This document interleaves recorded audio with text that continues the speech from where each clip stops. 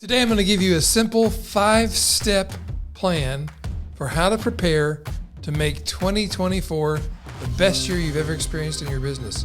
And while these steps are simple, they're not necessarily easy.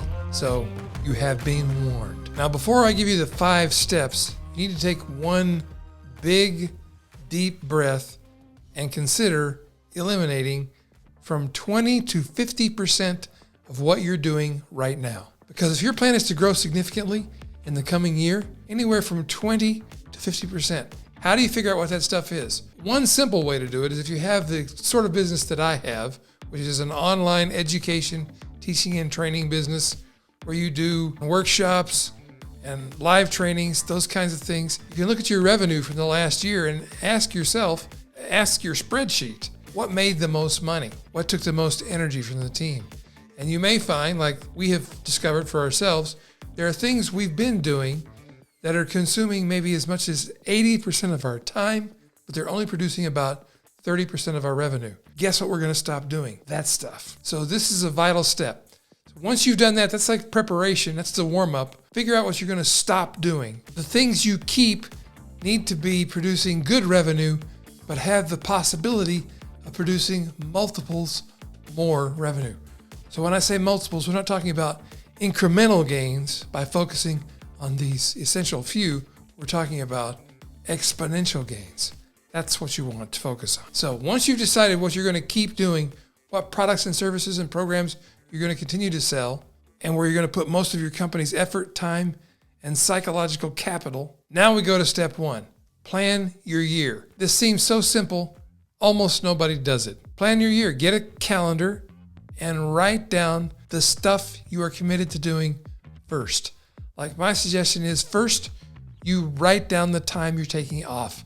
As the founder or leader of the company, time off is not a luxury, it's a requirement for your psychological and cognitive health. When you take time off from work, you become a better leader, a better decision maker, a better family member, a better CEO, a better human being.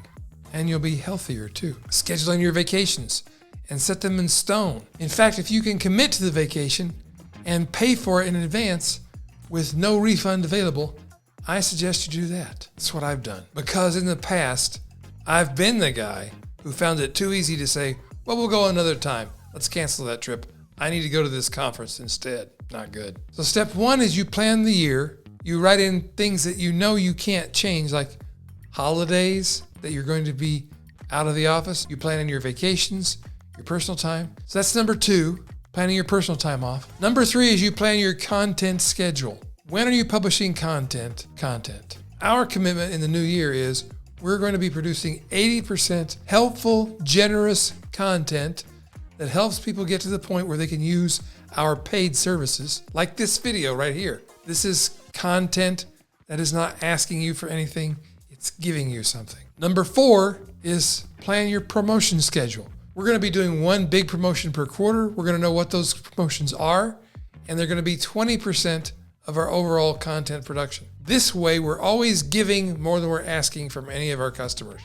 And I feel good about that, and I'll bet you do too. And then step number 5, set up some accountability and guidance for you as the leader of your company.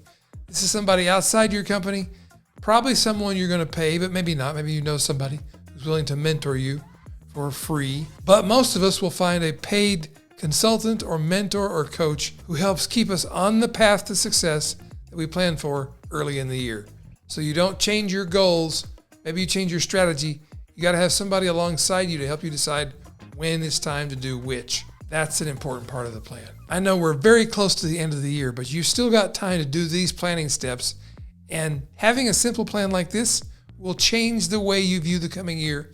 It'll change the way you behave in the coming year, and it will change your level of success for the better. I'm convinced. So do this and then give me some feedback on the process. How do you feel about your year now that you've gone through this process? And how do you think it's going to affect the outcomes you receive in the new year? Until next time, God bless you. I pray you enjoy a long life and you continue to prosper with purpose.